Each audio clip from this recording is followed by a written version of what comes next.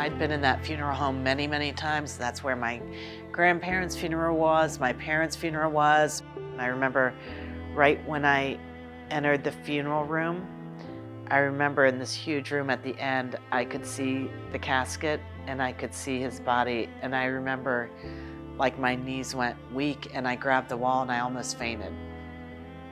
And it like took my breath away. And I just stood there for a minute and I remember thinking, my legs are not gonna get me there. Like, I didn't even think I could walk. It was the worst feeling. I remember just seeing his body and he looked so peaceful, but I couldn't believe my son was in that casket. I still can't believe he was in that casket. That day, a line was like, people were coming up and going, I've been in line for 4 hours. And I was like, you gotta be kidding me.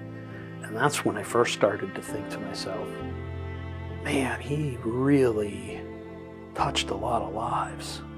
Because these weren't just our friends. These are a lot of young kids. And a lot of young kids that were just inconsolable. And then they would tell me these stories, and stories I never even heard, you know, and just phenomenal stuff. And then my son's eulogy was, like, I have no words. He had some prepared notes, but he didn't look at them. He spoke for probably a good 5 minutes, maybe more. Collin had an innate ability to know when you needed him to read something before you. He was just talking in glowing terms about his brother and what he meant to him and what he meant to the community and things that he observed with his friends and what he stood for and, you know, why he loved him so much and respected him so much. And it was beautiful. At the end of the funeral, there's the car that has the casket has to drive away. And the 100+ high school members lined up the street for the car to leave. And as the car slowly left, like, all the classmates got to say their last goodbye.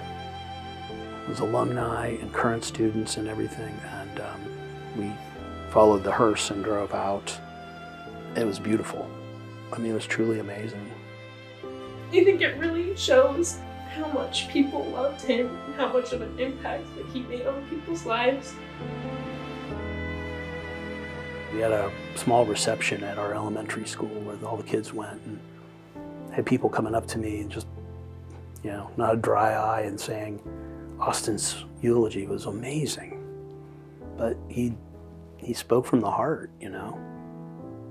And he was a special kid, you know, and you just get angry about how something like this could happen and take that kid away.